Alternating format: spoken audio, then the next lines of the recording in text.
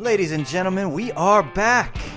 Back for another episode of the Draxx Life podcast, where we'll chat about some of the weird and the wondrous. Let's get to the show.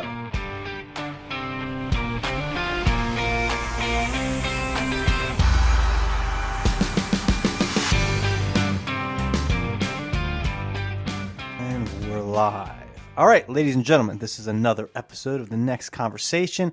I have the usual trio. I have Bobby A. I have the Haitian Wanderer, Joseph Mark. So, for this episode today, we're going to be discussing something of which I have no business talking about.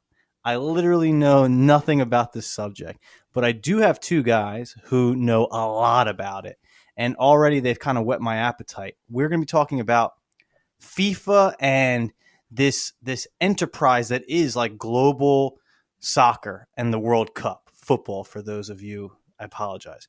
But really, this is going to be a Bobby A special. Joseph Mark knows this business as well. So I'm going to just, without further ado, I'm going to alley-oop the mic to Bobby A. Let's set the table. What are we going to be talking about? Hello, everybody. Good to be back in the nest. Always got to get that in first. But I do have a question before we continue the intros and we go to Joe.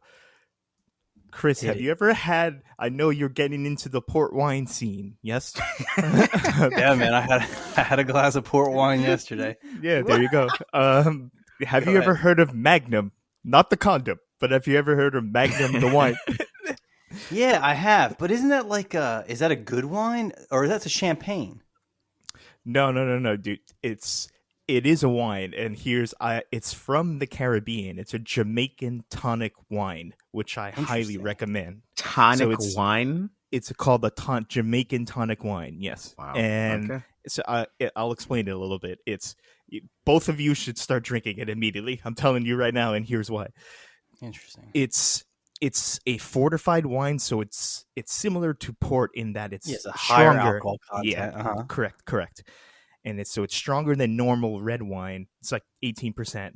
However, it's infused with vitamins and minerals. It has a bit of caffeine in it, and it has aphrodisiac properties. So it comes in, the normal, not the bigger Gatorade bottles, but the normal Gatorade bottles in the bodega. It comes in one of those, and each bottle is as if you drank 2 tall glasses of red wine. You took a multivitamin. You drank a cup of herbal tea, like a green tea, so you get a little bit of a caffeine kick. And it's like you took half a pill of Cialis or Viagra. I swear down.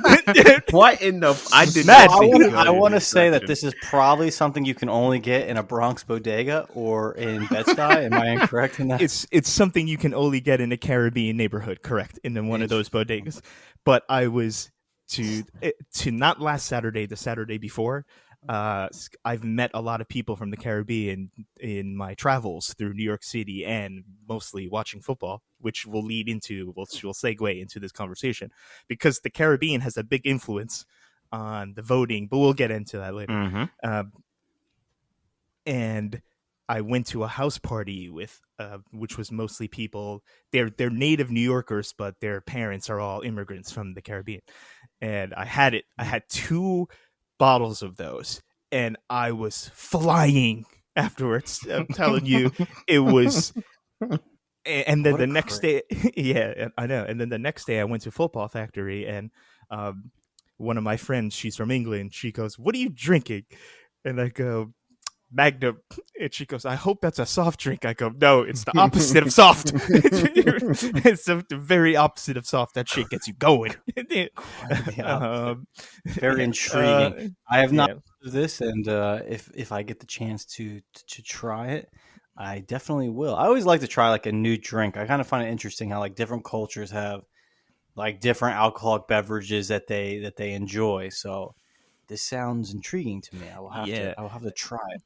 This one is good when you're at a party. I mean, Like whatever you like, festivities. whatever preference you fancy, it'll get you going. I'm telling you. I had it for the first time 2 weeks ago. It's like I'm on Magnum now. This shit's fucking fun. Um, Intriguing. yes, And how that kicks us off with the subject of which we're going to discuss correct. today.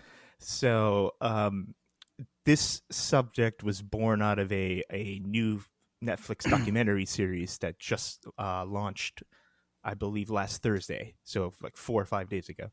Mm-hmm. And it's about the corruption of how FIFA prior to the 1970s was, because football wasn't as big of a sport in the 50s 60s, at least not especially in America, in the Caribbean, in Central America, in Canada. Pardon. But after watching this series, you realize how the money involved with a country like the United States and the voting rights of islands in the Caribbean, because each country, it's a little different. It's not like the electoral system in the United States where you get a certain amount of votes based on population. Jamaica's vote, uh, Barbados, Trinidad, Tobago, their vote counts just as much as England's, Germany's, Italy's. It's 1 for 1. Each country gets 1 vote. So no matter how many, the United States has almost 400 million people, they still get only 1 vote. Whereas All right, we got to roll back. Hold on before, because yeah. I can already feel the intensity starting to brew. All All right, so for those you got to rein me listening, in. yeah, for those listening, because here's the thing: No. I'm actually a good person to talk to about this because I don't know. So like, you're talking to the least common denominator in your audience, which is kind of great. Right. All right, so first off, we're talking about this episode's going to be called FIFA, right? So for those of you who are not rabid fans of soccer, football, for our European and non-American listeners, right? We have the FIFA, this massive, and I was talking to Joe a little bit about this yesterday, right? Correct me if I'm wrong. FIFA is this massive organization which manages, among other things, or mostly, or the big thing, is the World Cup. All of the intricacy that goes along with the World Cup is managed by FIFA, correct? Yes, but it's more Okay. than that. Okay, Go more ahead. than that. But like, here's Now, FIFA. do they hold on real also quick. do they also manage the other federations around the world, like UEFA and CONCACAF. Yes. Yes, CONCACAF. Okay. Yes. Okay, so they manage many different soccer leagues, federations, but it's a massive, like, it's worth billions of dollars, correct? Yes. Close to trillion. Okay, so this is we're going to talk about this massive, massive sports enterprise, which controls pretty much the soccer empire, right? Soccer is the number one sport in the world, and FIFA is the organization at the top, let's say, managing or having its fingers or its tentacles intertwined with that sport at a global level. And among other things, it is the enterprise that manages the intricacy of the World Cup, where it's going to be, all of the money that comes in for it, etc. Right? Mm-hmm. Yes. Okay, so cool. Now, for the audience members, that's what we're talking about. We're talking about soccer, and we're talking about FIFA, this massive organization that manages many aspects of the World Cup and a lot of other aspects of the soccer in the world. All right, go back to you, Rob. yes, exactly. Thank you for. Because I presumed everyone would know that. That was well done by you. No, it's cool. I'm going to be that. So if I interrupt you, it's just like, I'd be like, all right, I don't understand. Like, please. all right, for the person who doesn't know about soccer, I'm going to ask you dumb questions. Yeah, cut in anytime, please. I beg you, because I'll just how what I do. You know what I'm saying? So yeah, like you said, so FIFA is the top of the pyramid. It's, if this was an umbrella, any international competition, whether it's under 17, under 21, even teenagers, under like early 20s, the pro soccer players, every international competition is governed by FIFA, and any type of professional soccer league in anywhere in the world, in any country, is governed by FIFA as well. So you can see already the reach. It reaches every corner of the planet. FIFA is in every country in all over the world. It's everywhere. So, which is different than normal sports, because NFL, NBA, they don't have this type of control. The NBA doesn't control the European basketball leagues, whereas FIFA controls every single professional. Anytime anyone's getting paid to play soccer, FIFA's involved. All right, that's probably the easiest way to look at it. Now, with this responsibility, obviously, what do we always say? When you have this much power, naturally corruption comes into play. So this docu-series um, examines how corruption seeped into FIFA and then it spread all over the world. But we can get into like the logistics of that more. But let's go to Joe. What's your overall thought on this? You're more of the expert when it comes to football than I am, but everything that I've found out about FIFA and then their subsequent corruption scandal, I found out from this. I haven't seen the documentary yet. I plan on watching it after I'm done with The Crown, but I've seen most of the tidbits from like ESPN Shorts and John Oliver when he covered the World Cup before this one, which is I think in Russia, and I think that's what started the whole process of looking into FIFA and their financial dealings. Yes. So the World Cup, the last World Cup was in 2018, was supposed to be in England. However, everyone's fucking boy Putin steps in and buys it from FIFA.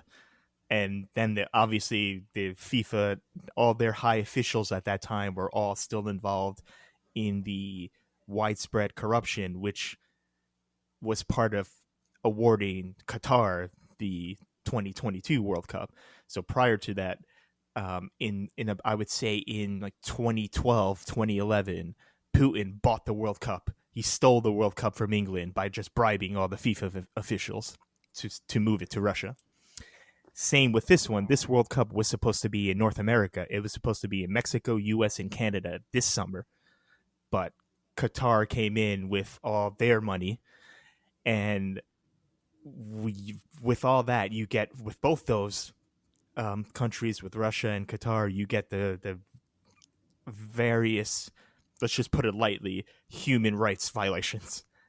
So that's why a lot of people were upset that Qatar got awarded this, because it was clear that the only reason they won the bidding, because the way to take a step back, the way the World Cup is awarded to a country is by, it's the same thing as the Olympics. It's a bidding process where you have to set up a presentation, and there's like weeks of it's almost as if you're trying to sell yourself to the Olympic committee. And here it would be FIFA. You're trying to sell the country, and we're going to host this wonderful event. It's going to help. And they use, the shitty part is they use, it's going to bring so much money and jobs and housing to our country, and it's going to be good for our country economically and our people. But mostly the money finds its way into the pockets of the high-ranking FIFA officials. And like you said, like that, I believe that article you sent out earlier, Chris, where a lot of people, that gets swept under the rug too. A lot of people die constructing, because usually when you get awarded in an Olympics or a World Cup, you have to construct all new buildings and stadiums, and like an Olympic village. There's like a football village where all the fans can congregate. You have to build these massive structures and arenas as well, and residences and businesses. So a lot of people die in this construction, and the labor conditions also on top of that. Even if you don't die, you're basically a slave. So go ahead. There's a lot of No, shit I was just going gonna say, yeah. So like the thing I sent you earlier today, because just not even in preparation, but coincidentally, I had seen someone had posted regarding, I guess in Qatar, that in order that they had to hire, they use the word in the article hire, but I would imagine, as you said, in some of these countries, slaves do exist still. That essentially they needed to bring people to bolster their audience, right? So to kind of like be dummy fans, just I to saw fill this. up the space a little bit, so it doesn't. I think look, they brought in Indians to like mimic other countries' fans that are actually going to pop up in the broadcast, and it was kind of weird to see. Yeah, it's interesting. So with this, I have a couple questions. So FIFA, right? FIFA Do we have any idea, like, what's the history of FIFA? Like, how long has FIFA been a thing? And, like, how did it become so powerful, right? Because you were saying, Rob, that this is like not, this is kind of a newish thing. Like, soccer wasn't as, I mean, it's always been a global sport, but I guess you're saying that FIFA as an organization did not have the amount of wealth and control and power that it does now. So like what was the transformative events that has made FIFA into this like multi-trillion dollar business? Do you guys have any like background on that? Yeah, I do. So FIFA started in the early 20th century. And is Right. FIFA an Italian company? No, it's based in Zurich, Switzerland. Okay, so, So- Joe, you were correct. Okay, keep going. Yeah, Hmm. yeah. So it was pretty much, there was no um, real money in FIFA before the 60s and 70s. Um, and what changed everything is there was a World Cup in Argentina in like 19 in the early 1970s, like 1978 I think is the year, where FIFA started selling its TV rights and its merchandising rights for the World Cup to this. It was a, hold on, I think I need to look it up. It's a German like advertisement marketing firm. And once that once, I don't know the name, so everyone bear with me, but you can look it up. Basically, there is a French president of FIFA. I forgot his name. It starts with an H. He was the president of FIFA, and he was the first one to start monetizing the game. Because prior to that, for the first 60 years of just professional soccer and excuse me, football, all globally, and all the tournaments, the European Championships, the Copa America, the World Cup, because each continent has its own tournament, Chris. So not only do you get the World Cup, but each continent has its own like big tournament every 4 years as well. And once this guy came in charge, if so, Joe, can you mind looking him up? He's a French guy. I want to get his name. And I got you. he was the president before Sepp Blatter was, and he started selling the rights because football became so popular globally, and he started monetizing, like selling the rights. He was a proper businessman, so he said, this game has become so gigantic globally, why aren't we like taking advantage of this? So there's a German advertising firm that they paired with. I think his name is like Bossler, the head of the German firm, and they got together and they started selling the rights. So that's where you get the television deals, the T-shirts, the kits that they wear, all like memorabilia, collectibles. And they started making so much money because, as I said, the sport has such a global reach. You have fans of, let's say, Manchester United, because it's a big global brand. You have fans of Manchester United in India, in Japan, in Russia, in Australia, in every country in Africa, every country in South America, every country in Central America, every country in North America, every country in Europe. Think about that. Think about being a sports franchise that has fans in every single country all over the world. That's unheard of in any other sport. No other sport has that. So they started realizing this, and they said, this is a cash cow. We could be making a lot of money off of this. So then they start monetizing it and commercializing it, and then it skyrockets. However, it skyrockets once the money starts rolling in. The head officials start taking kickbacks, and that's when the corruption starts seeping in. So now that I think by the Spain World Cup was in 1982. By 1982, football was so big globally that hosting a World Cup would gain a country multi-billion dollars. So if Spain, France, Germany, the U.S. had it in 1994, just by hosting a World Cup, you can bring billions of dollars into your economy just by hosting this 1 month long event. And once that started happening, obviously, what do we always say? You got to follow the money. Once the money started rolling in from all over the world, that's when the corruption started coming.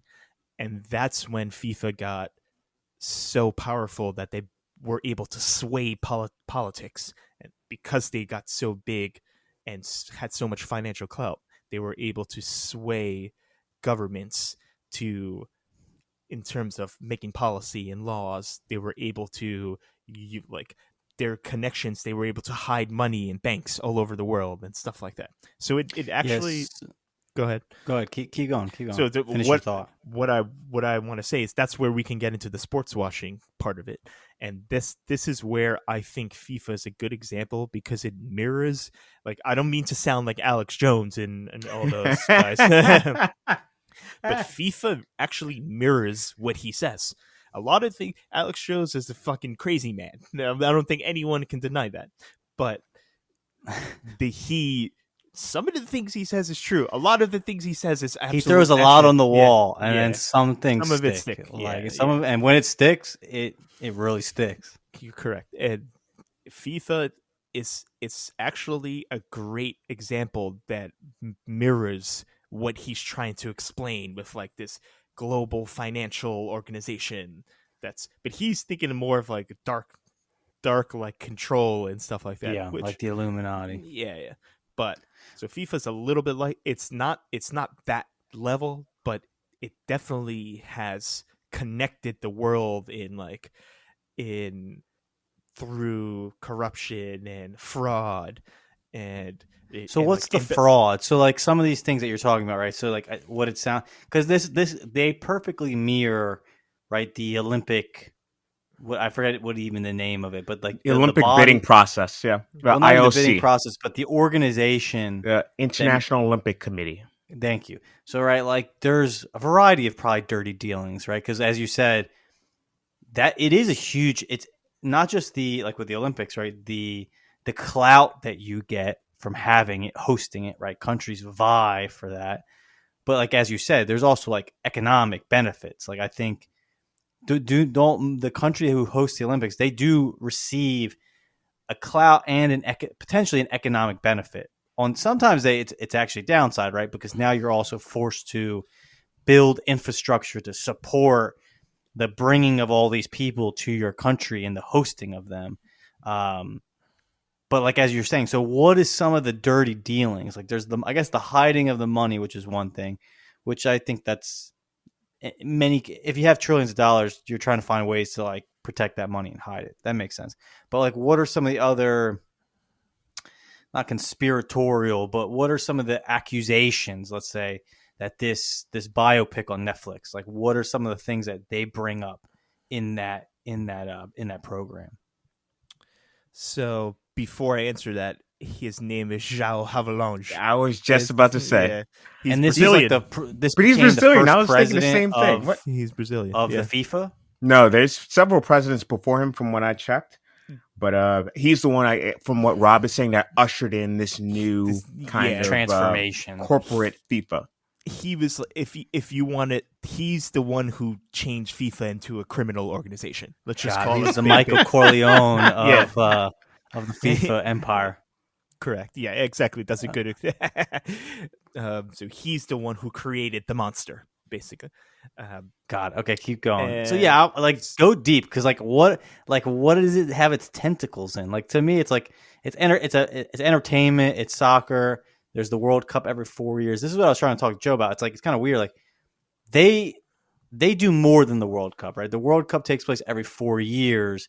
I guess it takes 4 years to plan for it. But you're saying they're also getting money from all these other, you said teenage, like non-professional leagues and whatnot. Do they have their hands in like every soccer federation? Yeah, absolutely. And not only the men's game, the women's game. They control the Women's World Cup. They control the Women's European Championships. And like I said, each country has their own continental tournament.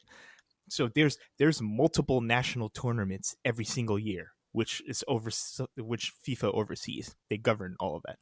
But instead of being a lawmaking body, they became more of like a political financial entity, and that's where it's you.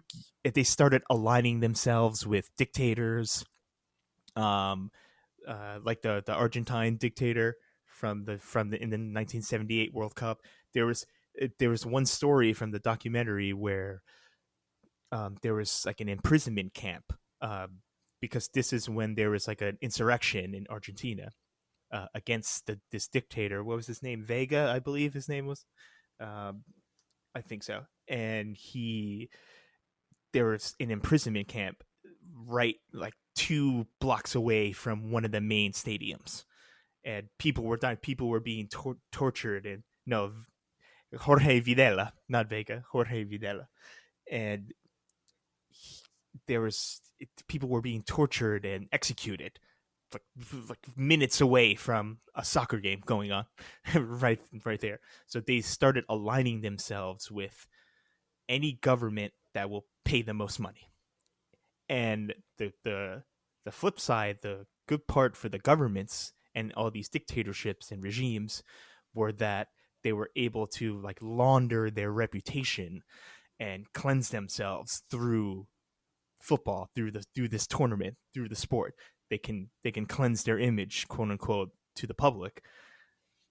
And that's where you get into the sports washing stuff. So I think that's FIFA's worst thing was they created a platform that was so popular it became undisputed #1 sport in the world with so much influence.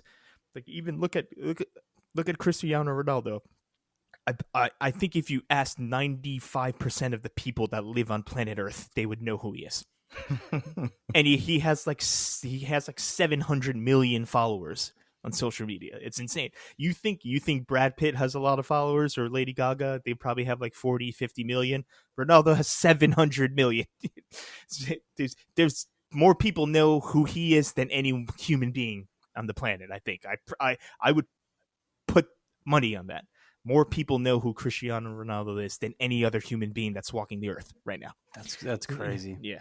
So that's well, how because you think like right?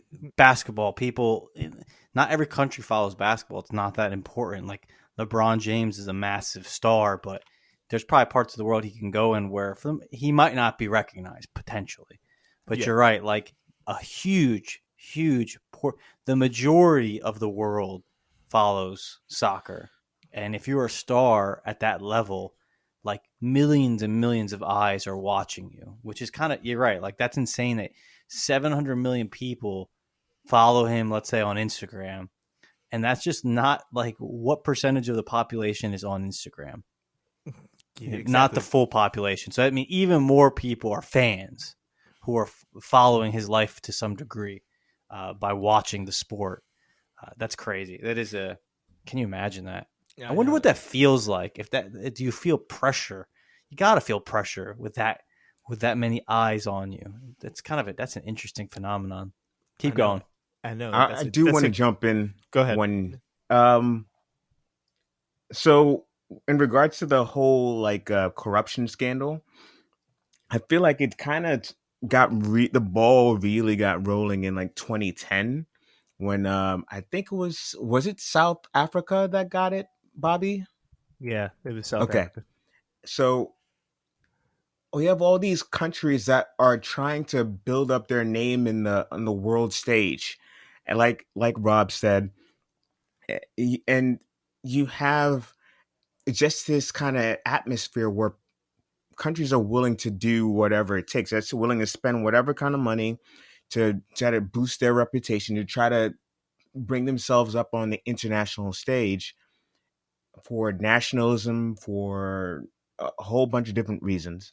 And you just throw money at the wall, and it in this case it doesn't stick, because I feel like in the post 9/11 world, trying to host these kind of events, it's not financially viable anymore. Like I remember with Athens when they had the Olympics, they almost they are suffering right now through bankruptcy and financial ruin, partly because of the Athens Olympics, Greece that is, and it's pretty much the same thing with the World Cup, where you have South Africa. They bribed a bunch of FIFA officials. One who I found out from the John Oliver like episode, this dude named Jack Warner, who I think is from either Trinidad or Jamaica, one of the two countries. He's from Trinidad Tobago.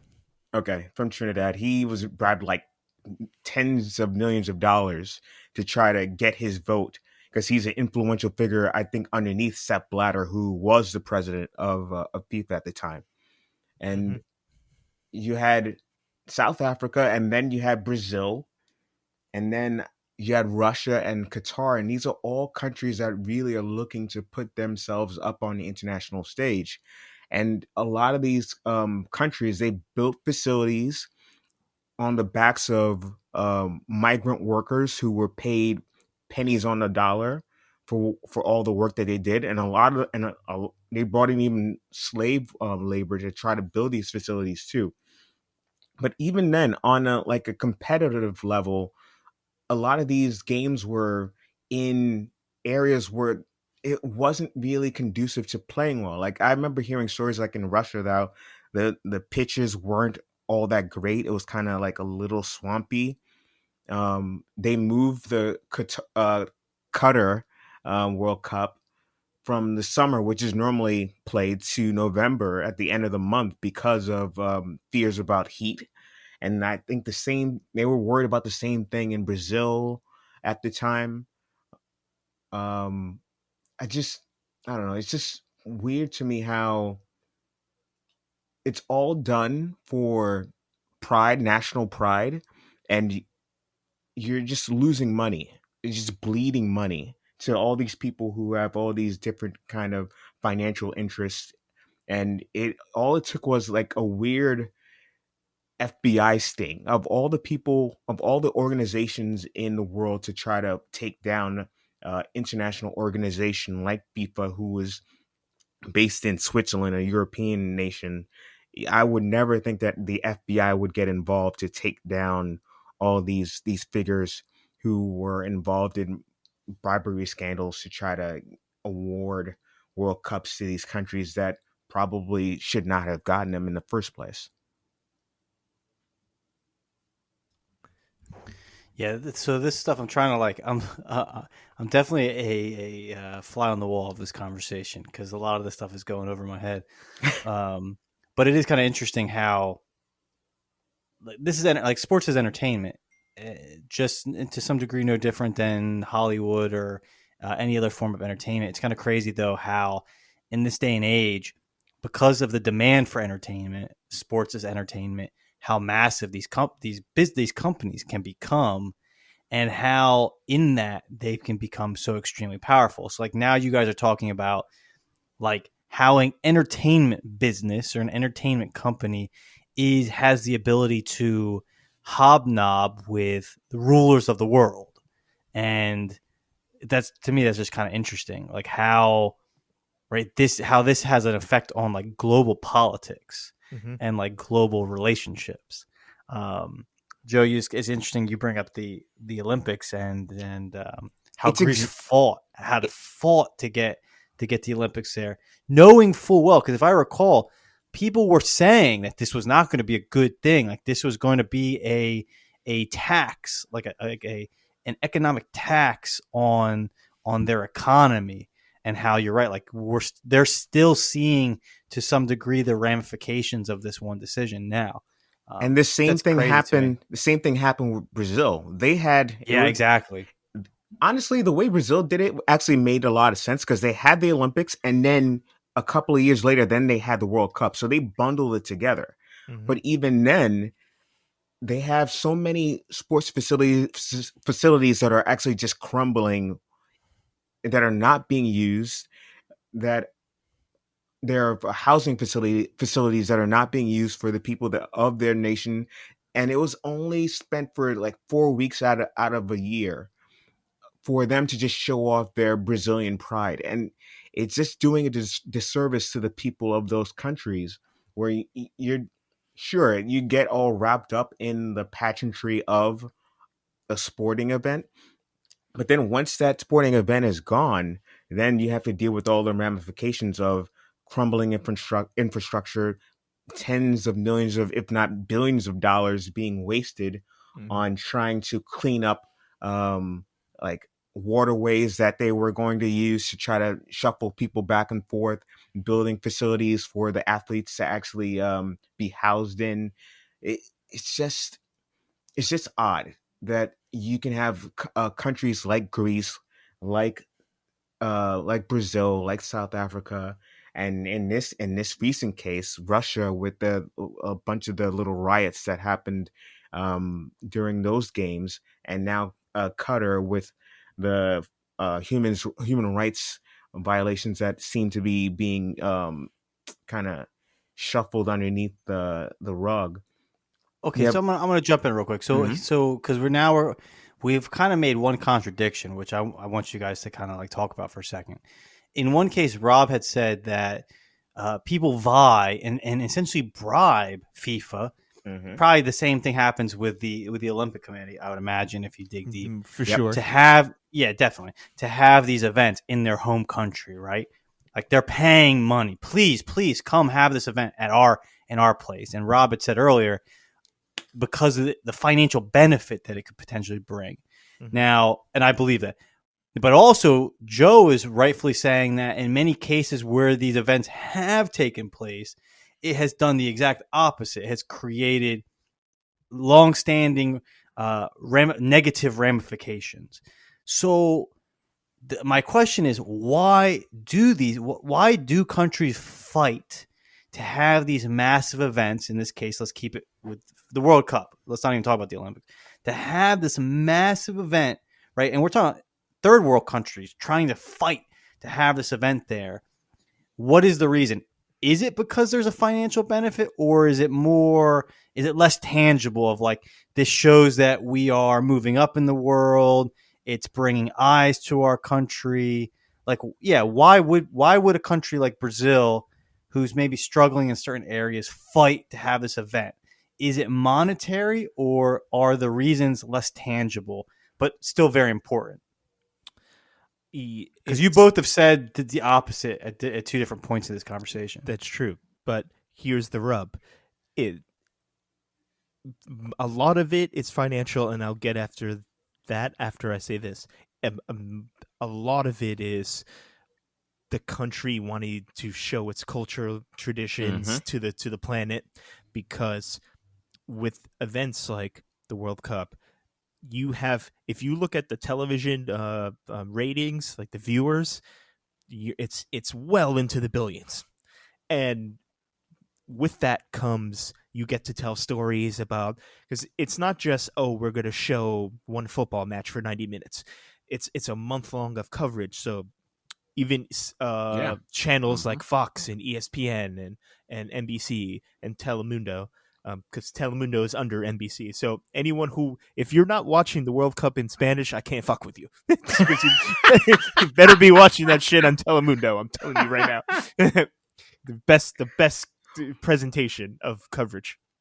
But anyway, so it's a lot about propelling your, or purporting, excuse me, your image to the planet, and saying, this is how Brazilians, this is our lifestyle, this is our Hmm. cultures, these are our traditions. And then with a country like Brazil, football is in their DNA, it's in their genetics. So it's more of, we want the World Cup in our home nation because this is our sport.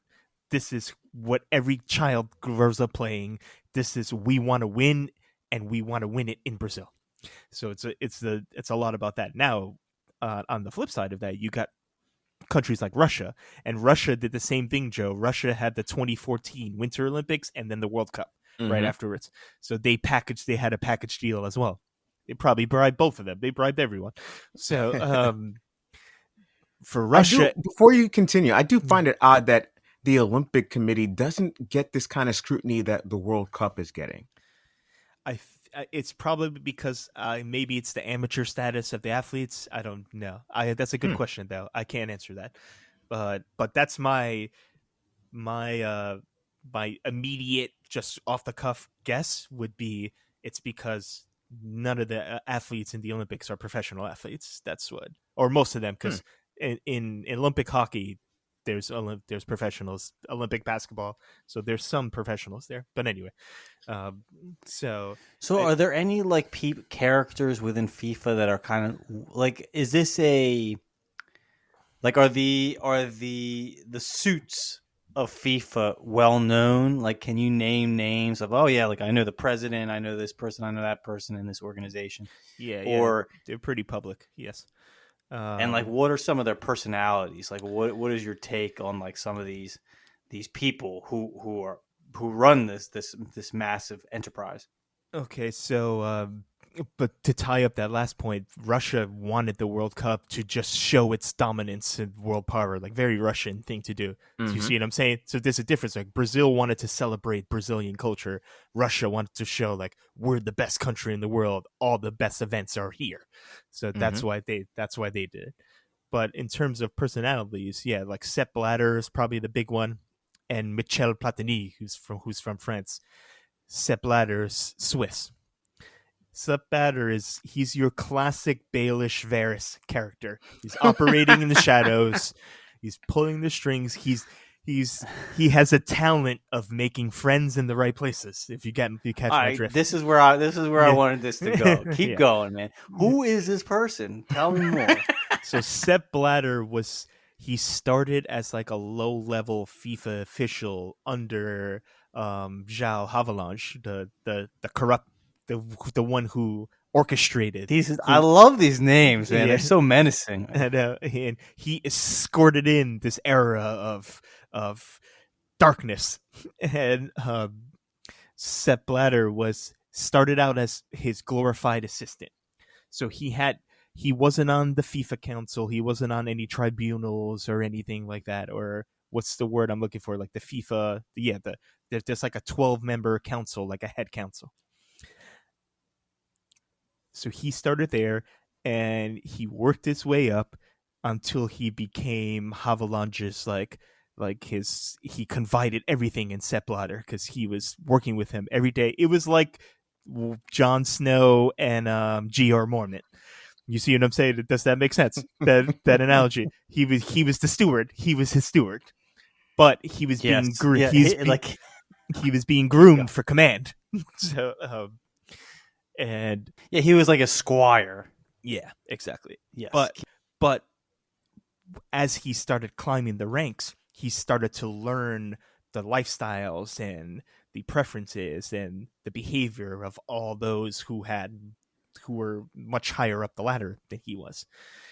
And he started learning about them. He keeps getting promoted, keeps getting promoted. This is over the course of like 25 years. So he did it the hard way. No one can knock Sepp Blatter in his determination. But he and the docuseries does a good job of explaining this. He says it. They interview him, and he goes, my dream ever since I was a child was not only to work in football but to be the president of FIFA. That's what he wanted. So he did everything he would. You want to talk about betrayals and backstabs? He did some, especially with like the voting process. wait, like what? Like tell me. All right. Yes, So give me the details. Joe, Like I want to know. I'm not gonna watch the probably the Netflix thing. I might actually because now this is turning into like Game of Thrones of like exactly soccer. what it is. So Joe mentioned Jack Warner earlier. So Jack Warner was the president of CONCACAF, and CONCACAF consists of Canada, United States, Mexico, all the Central American countries, so like Nicaragua, Honduras, and all of the Caribbean countries.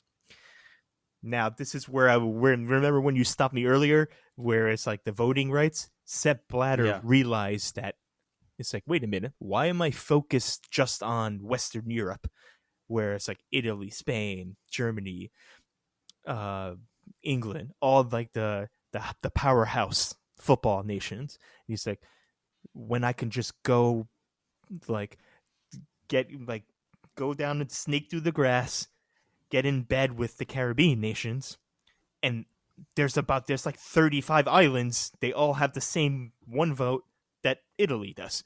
So why am I going to try to appease myself to Italy when I could just go to CONCACAF and get like all these, because there's several Central American countries and North American countries that he can just, and so he started befriending Jack Warner, and him and Jack Warner became best friends until he gets all these votes. Like he schmoozes Jack Warner, obviously bribes him. Jack Warner actually demanded money when he met with Sepp Blatter. He's like, if you want all the votes of my nation, of my or federation, excuse me, you gotta have to pay me money. So he pays him. But Jack Warner also was a snake in the grass because he lied, saying, I'm gonna use the money that Blatter gives me under the table to help like the youth projects and develop football in my countries and give it back to the people and give it back to like the children and everyone growing up playing the sport. But he just put it in his pocket. He kept it for himself, bought a couple houses, of course. And so he befriends him, a powerful ally, and the person running against Sepp Blatter, his name was Johansson, is from Sweden. All he focused on was Europe. So he got all the European votes, but Sepp Blatter got in bed with CONCACAF, which is North America and Central America, Common Bowl, which is South America. He got in bed with Africa, so he went to all the continents. He literally flew there. He flew and met with all the federation heads, and it's like he basically did what Tyrion did when he was Han, where he had that meeting with everyone in the small council, and he cut a deal with every person. That's what he did. So he went all over the world and cut a deal with every federation head. And then when the voting started, he blindsided Johansson because Johansson thought he was going to sweep Europe, the European votes.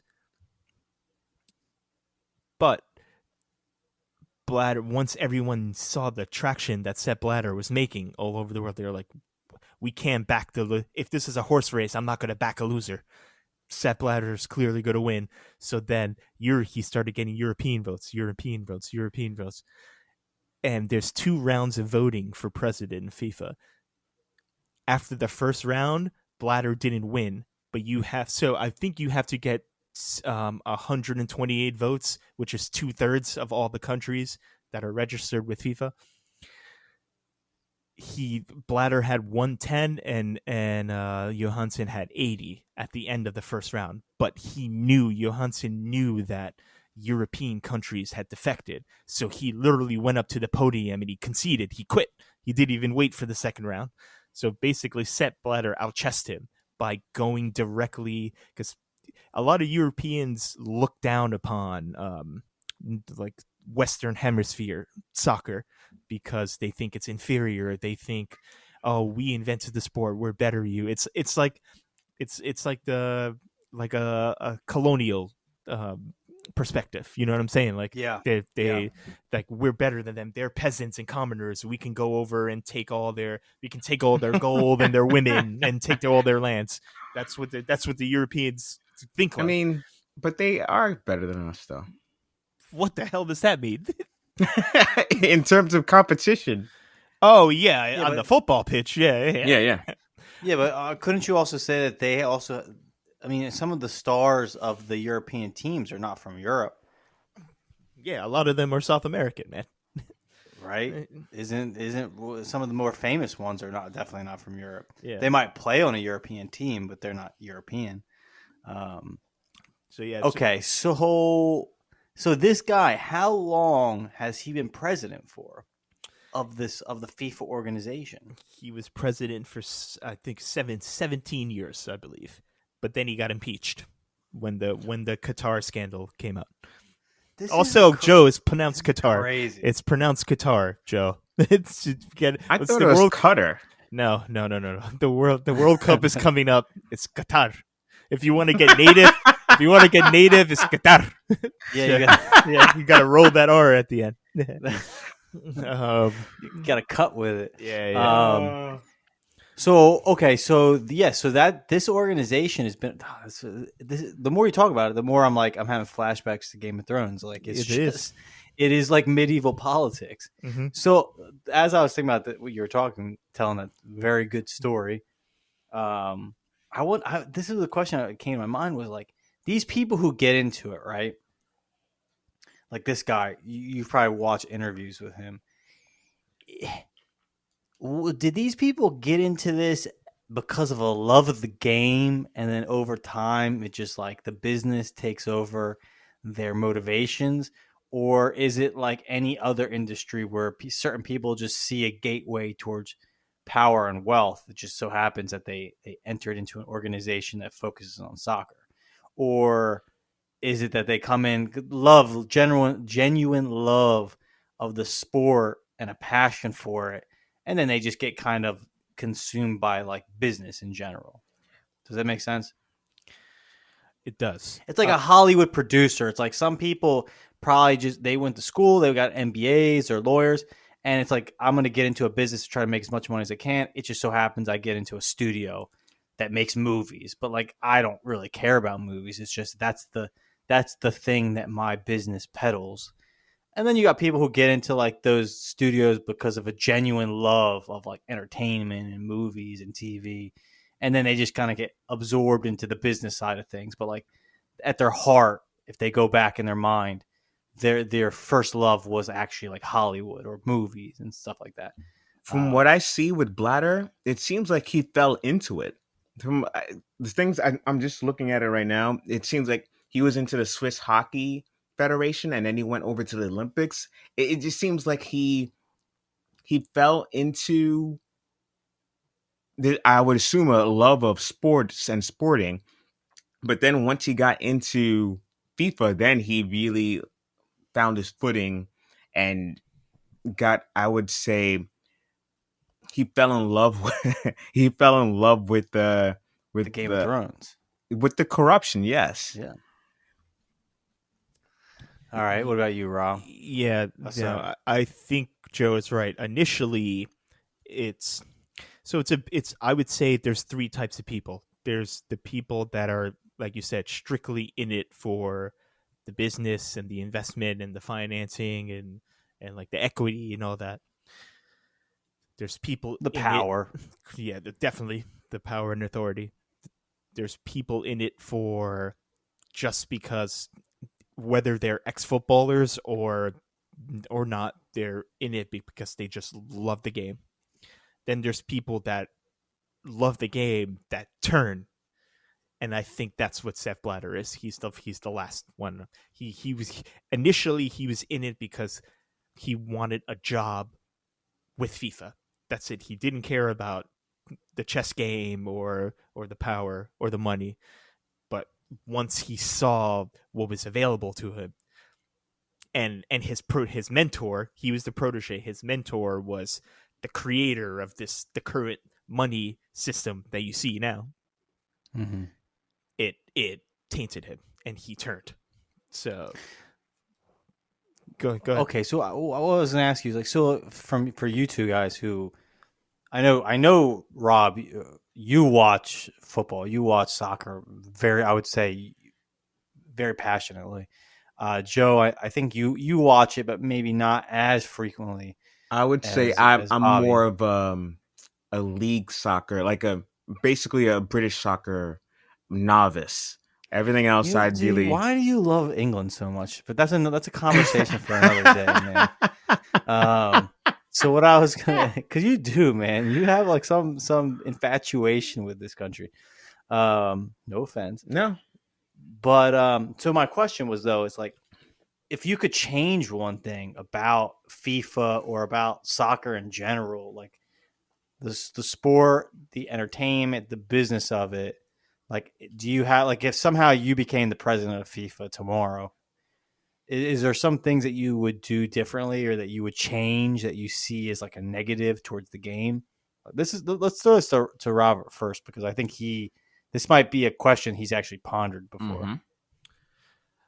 I would change a few things. I would change some of because right now we're on a one-way street to more teams and more tournaments and more games, basically more money. So all the leagues are contemplating having more games. All the international tournaments are allowing in more teams to qualify. So it's basically the more matches, the more teams involved, the more money. So what I would do is I would go back to the classic setup for the World Cup, because the next World Cup that's going to be in the U.S. it's not going to be 32 teams; it's going to be 48 teams. That's oh man. Yeah, it's going to there's going to And be how is that? Like, how did that happen? Like, how is there more teams? FIFA. Isn't it one team per country? No, FIFA. Oh, for the entire history of the World Cup, only allowed 32 teams to qualify for the World Cup. 32 nations, 32 countries. Now, because of the popularity that it's gaining around the world, so now in the U.S., I mean, don't look now, but football is becoming. It's going to. By the time I finish this sentence, it's gained a million more followers. So by the time the 2026 World Cup comes, football is going to be more popular than baseball, and it's going to be more popular than NHL hockey for sure. The only two sports in America that are going to be more popular than soccer are NBA and NFL. It's going to pass both of them by 2026. So because of the rising popularity it's skyrocketing now, FIFA's like, oh, guess what?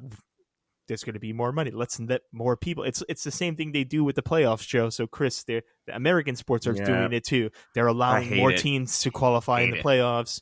It's all about more games, more teams involved, more money for TV. That's Rob is 100% right. It's all about getting TV viewership. More games you have, then more people are going to watch, because of all the things that people watch on TV. Live TV gets people to watch more so than anything else, because we have more of the streaming kind of thing where people watch stuff like on Netflix and Disney Plus on their own time. Mm-hmm. But when you have live TV, it's live. Yeah, exactly. Yeah, you can't. So I would imagine for ad time and whatnot, live TV is just pristine, right? Because you're going to have eyeballs. If there's a half a billion people who watch soccer, and you put an ad up, there's probably 500 million people that are going to watch that advertisement. Yeah, exactly. Especially with a global event like that. To answer your question, Chris, if I was going to do something different to get rid of like the kind of sport washing that you're seeing in all these kinds of sporting events, and especially in football, I would have a rotation of hosts. No more bidding process. No more corrupt underhand dealings of cash under the table. Just have a round robin of hosts. Each one host from of the major like continent, like South America, North America, Europe, Asia, Australia, Africa, and just rotate it to a country that's in one of those continents.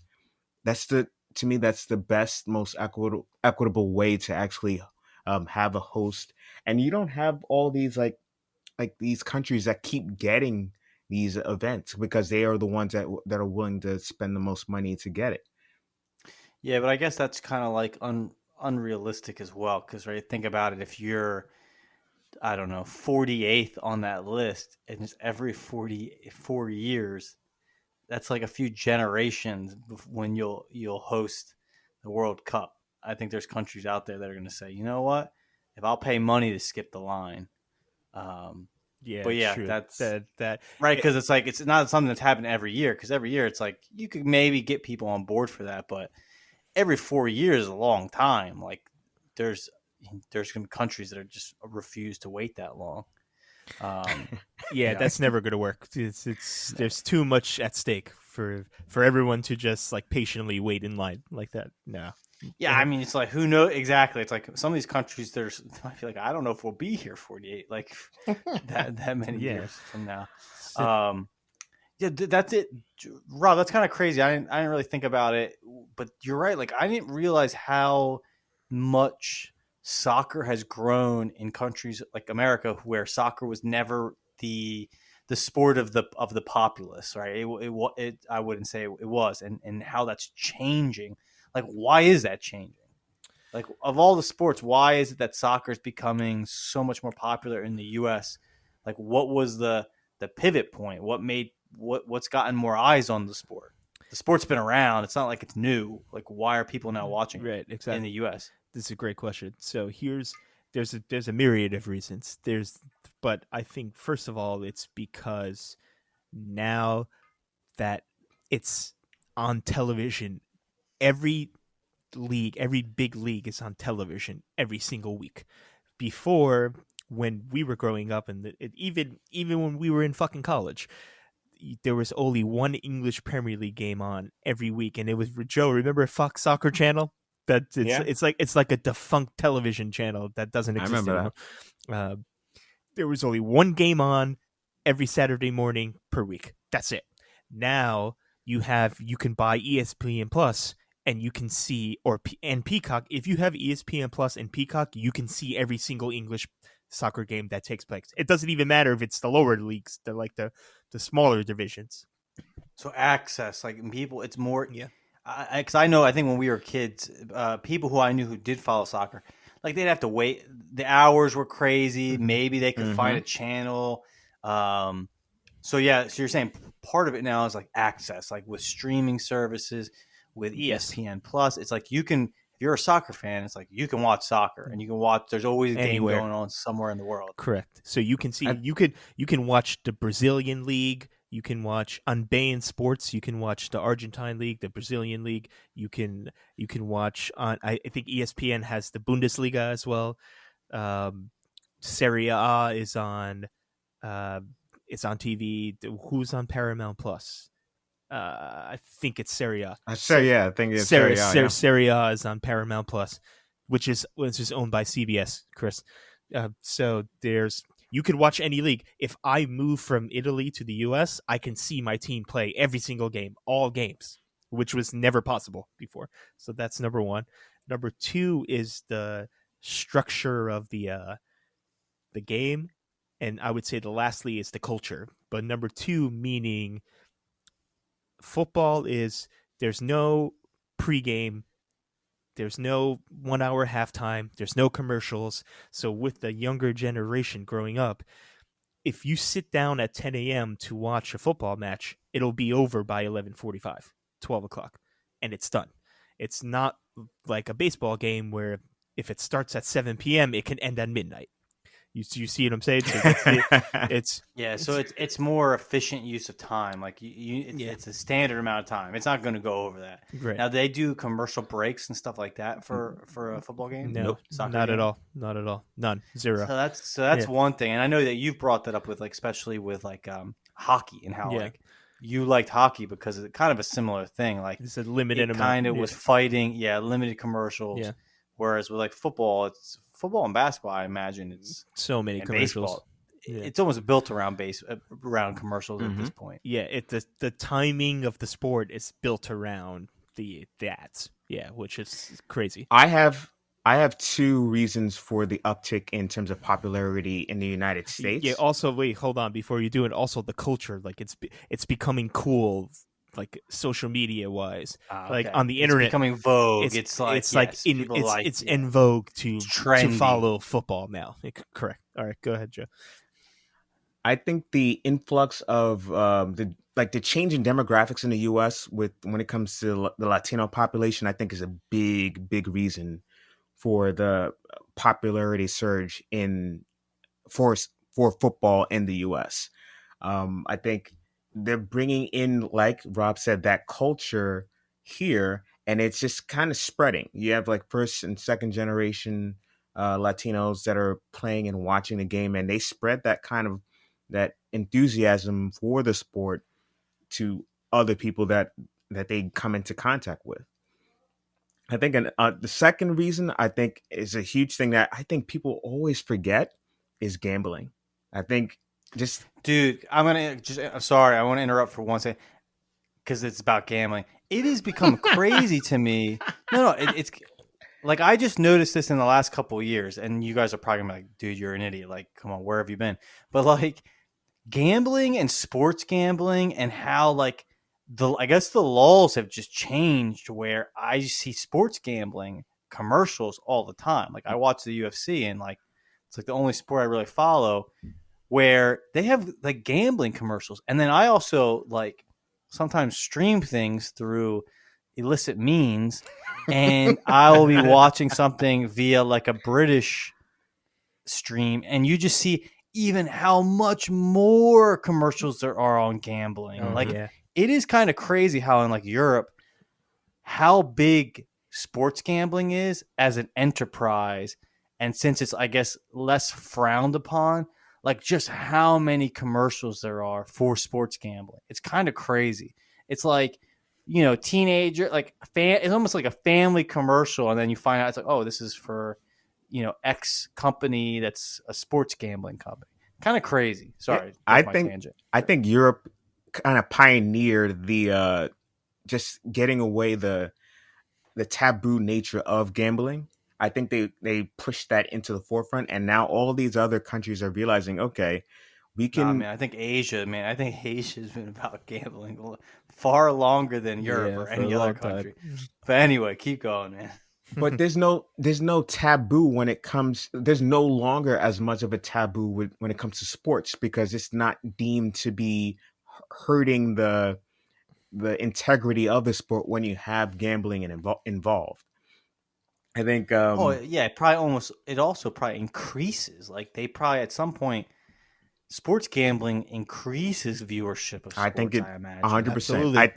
I think one thing that people don't realize that is sports gambling is kind of fantasy sports. Like Oh, I think 100%. fantasy sports is a big reason why a lot of these sports and also football, like European football, really football, for it being so big because you have all these people that are novices into the sport, and then they figure out, oh, I can get into all these different players, these different teams, these different leagues by getting into fantasy sports, and it's just I think that opened up uh, a big opening for FIFA and for all these other football leagues to actually gain popularity in the United States. Yeah. Yeah, it's interesting. The gambling side of things, sports and business, sports and gambling. That's maybe something we can talk about. We've talked about sports. I actually really enjoy talk. No, like you guys know, I don't really follow sports. I Hmm. really never have. But we've had a couple episodes where we've talked about sports from different perspectives, and it is pretty interesting. Like I actually learn a lot. I can almost say you guys have probably made me more open to sports, where I'll watch a football game or something, and I'll enjoy it. I get more value because you guys have kind of like taught me the value of it. But what I do find interesting is the business side of sports and how, right, it is a massive enterprise. Like you met the athlete that you mentioned earlier, Rob, Ronaldo, Ronaldo. I think Yeah. Hmm. he's one of the most highly paid athletes in the world, if I'm not wrong.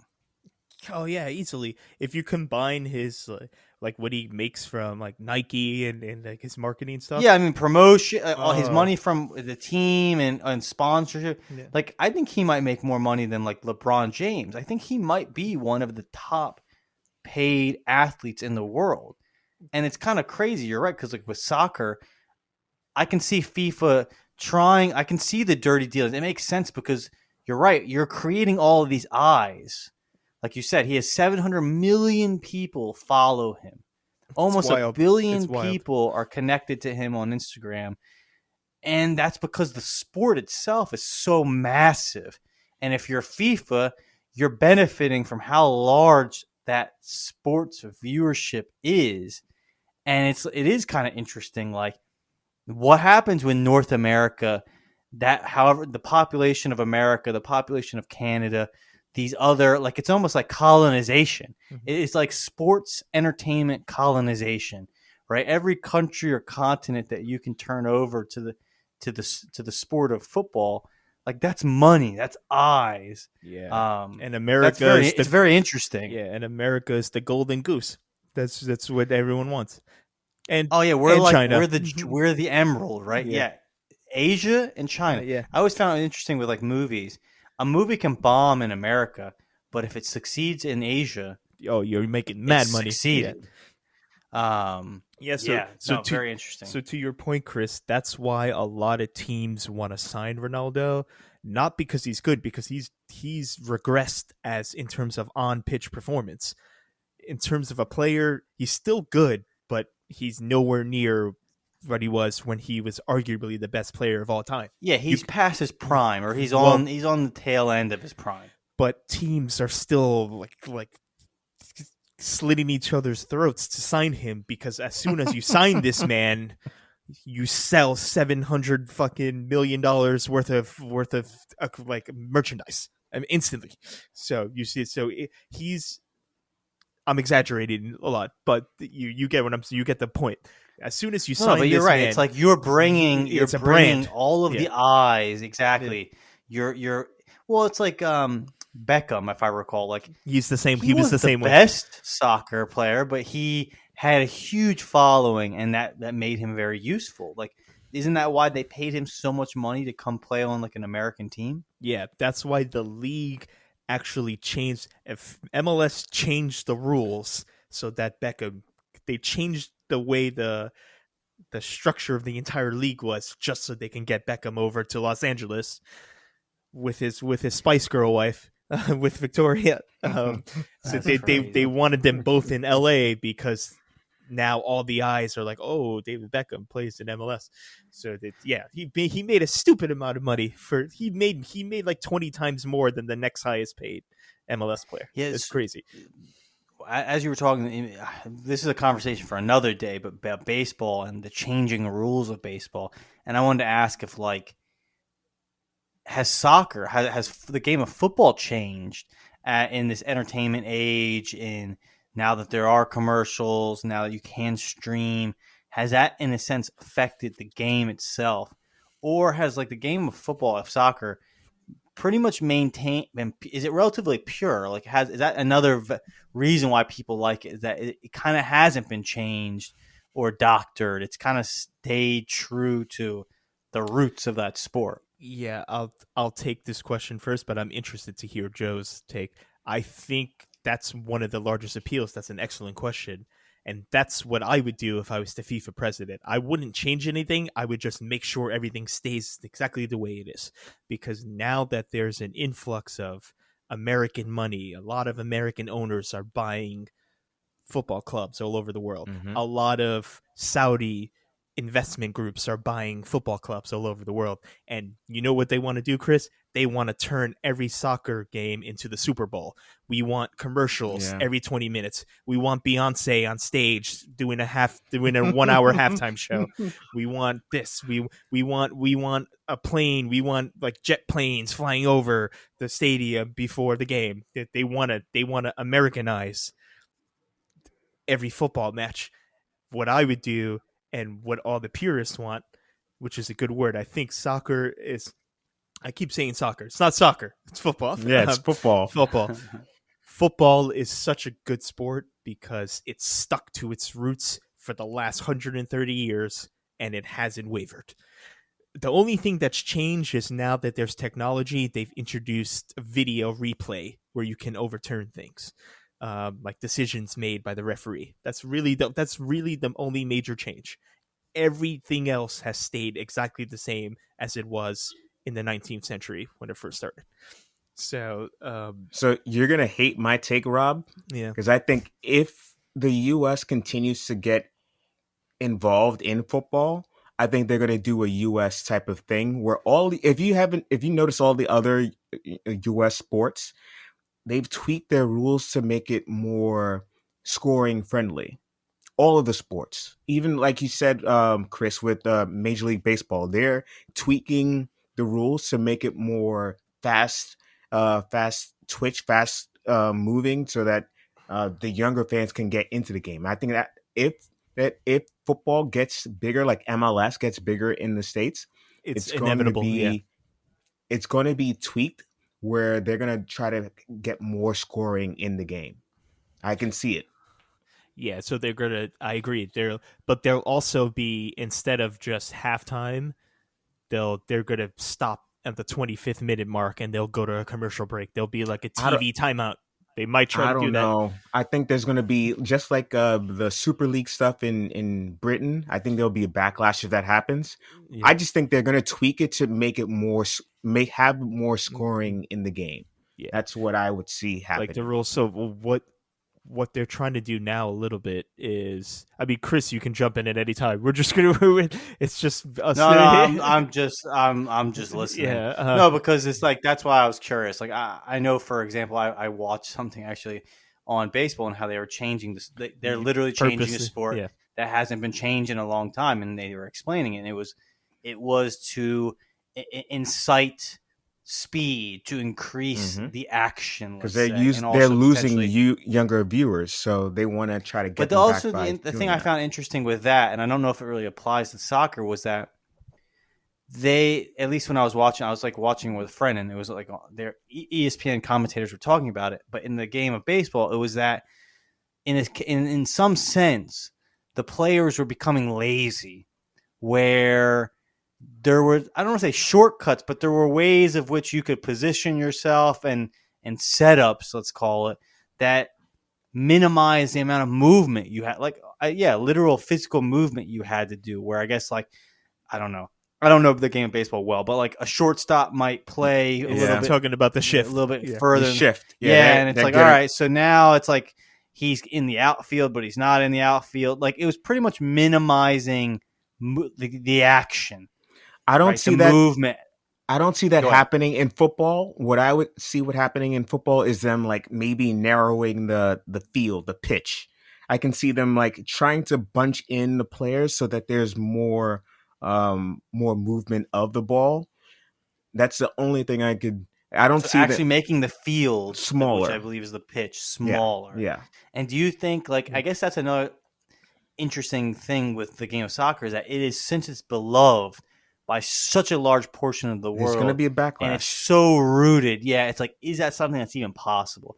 Like baseball is like our country, and then there's a few outliers, but for the most part, it's an big, American. Yeah, it's big in Latin America. It's big in Latin America and it's big Asia. in Japan, Yeah, Mhm. Korea. but Yeah. it doesn't have like that deep rooted, like almost cultural like attachment that soccer does. Yeah, Like, it's tribal. Maybe I'm wrong. No, But yeah, it's true. I think it is. It's more tribal. It's like tribal. Yeah. even the poorest tribe in, I'm just going to throw out like somewhere deep in Africa that's very impoverished. They have something that looks like a ball, and they have two spots that they can play soccer. Yeah. Right. It is a sport beloved by all people, and that's kind of like the interesting thing I think about soccer in particular, is that it is a sport anyone can play despite socioeconomic barriers. Mhm. You can't play football, really, right? You can't. Yeah, you need equipment. Yeah, you can't. Basketball is, you need a ball that can bounce. That's one thing, and you need some hoops. Like it's a little bit more.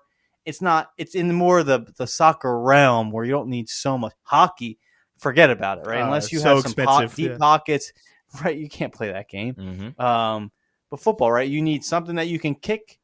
You can be barefoot. You can be wearing shoes. It doesn't You matter. need two spaces, and you need some open area, and you can play the game, and you can play it well. Mhm. That's how So, like, most for that purpose, Brazilians it's, like, and so Africans learn. loved. Yeah. That's how Yeah. most Brazilians and Africans learn to play. That's how they become good.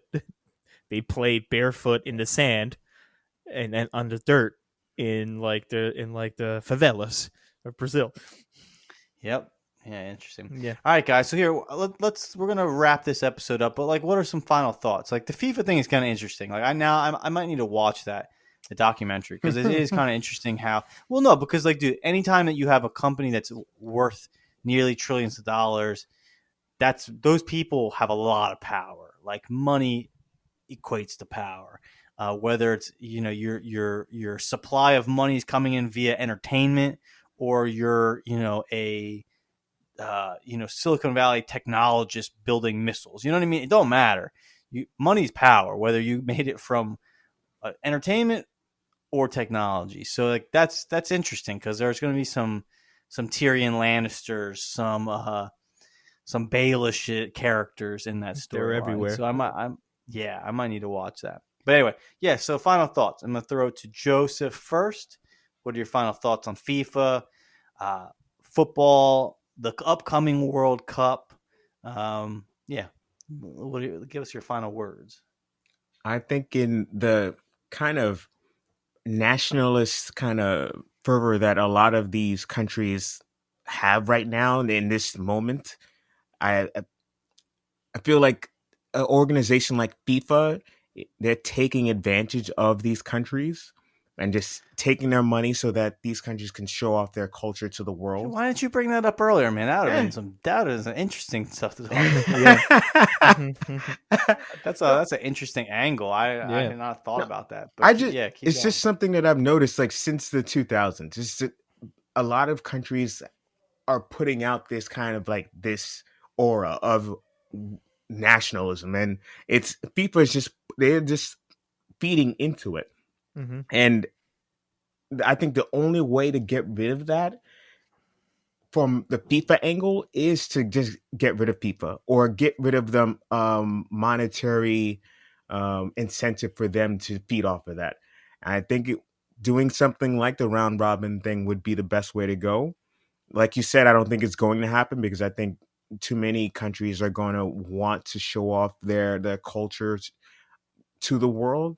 But I it's just crazy to me how you can have a country like Qatar. Yeah, there you go. How they can ruin thousands of people's lives by just trying to show off that they are arriving on the world stage. That stuff shouldn't happen. Russia shouldn't be allowed to do the same thing with hiring migrant workers to build their stadiums, or Brazil shouldn't have fading infrastructure that are not serving the people. It was just there for like a couple of months out of 2 years. It's just weird to me how these things can happen when it's all for just nationalism and power. Okay. Nice. Joe, I'd like to live in your dreams at one point. You got to be fair. You should turn into Freddy Krueger. Oh your God, Bernie Sanders utopia. Haunt Joe in his dreams. I hate Freddy Krueger. He's the worst one. Oh, terrifying! You can't go to sleep. I don't like scary. No, Nope. Man. Got this like scar. No, thank you. What a that's a conversation for a different day. But what a demented storyline! A pedophile that is burned. Yeah. Who now has the ability to enter children's dreams with that's a terrifying idea. Whoever came up with it, he's already scary, right? He's a sick puppy. Whoever came up with pedophile. Now you're gonna light him Wes on fire Craven, and he's baby. alive. You got to talk to Wes Craven. Man. He's a sick puppy. Dude. He is. I mean, I would not want to be in his dreams or his nightmares. All right, hit it, Rob. What are your final thoughts? It's to like stay on the same linear path that Joe is going on. I think FIFA mirrors the fascinating thing about this whole scandal is it's global, and it mirrors a lot of what's happening in the real world with like the financial sector and the global economy and foreign policy and all this. So FIFA's a good example of how when big money gets involved and all these countries get involved and all these cultures get involved, that a lot of underhanded things start happening. And secondly, the last note I'll make is now in an age where, in terms of entertainment, we consume like almost everything I see on the streaming services is some true crime shit, some biopic.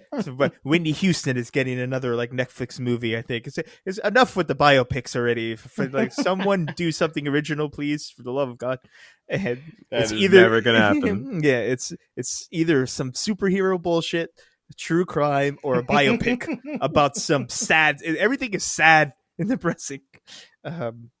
And if you're not watching the World Cup in Spanish, I'm not talking to you until Christmas. I'll tell you that right now. Watch the World Cup. To put all that aside and turn on Telemundo for a month and watch the World Cup in Spanish. Just do it. I'm telling you. Just do it. Wait, so I did not see that coming. When is the next World Cup? After this one? Wait. World Cup's okay. Oh, it shows how stupid I am. You said the next World one. Cup is going on right now. No, it starts November 20th. All right. Okay. Yeah. So yeah, this is tangible. Mm-hmm. We're about to see the FIFA is about to make reap the whirlwind. They're gonna be making dough hand over fist. Yeah, it's not this Sunday. It's the following Sunday, the opening match.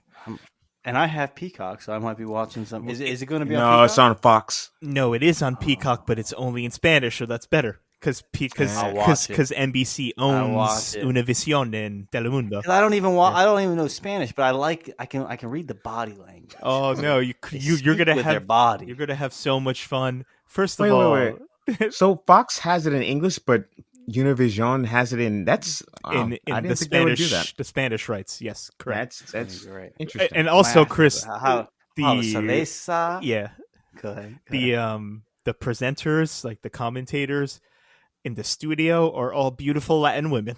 First of all, I 100% imagine that. and whereas Fox, you're gonna get these stiffs like Alexi Lawless and Maurice Abu. I'd rather watch a beautiful woman from Colombia dancing salsa. They dance. There's a party in the studio when during the Latin presentation. It's way better, dude. It's just so. I'm watching. Wait, so when's the first game on? It's Sunday, November 20th. It's the first match. The first USA match. Be watching. All right, this is also something we're gonna do. We're gonna watch an episode, and we're gonna not an episode. We're gonna watch a game and stream it. Oh You and my I, God. we should do live commentary. I'm down. Live commentary. Excellent idea. Excellent. It has to be All a right, weekend, ladies then, and gentlemen. because Yes, a weekend. yeah. Go ahead. Wait, what time of the game's on? Right, because the Wait, time it difference. might be. I might. Oh. So That's true. the time slots are 5 a.m., 8 a.m., Jesus. 11 a.m., and 2 p.m. So it has to be. Well, we could do a 2 p.m. one. I'm also off the week of Christmas, so if there's any games during earlier in the morning, we could watch them as well because I'll be around. I figured it would be done by Christmas. It's Shit. over by Christmas, yeah. But Okay, the- we'll figure it out. yeah, the weekend make 2 this p.m. happen. games are prime. Oh, we'll do that. Yeah. Then.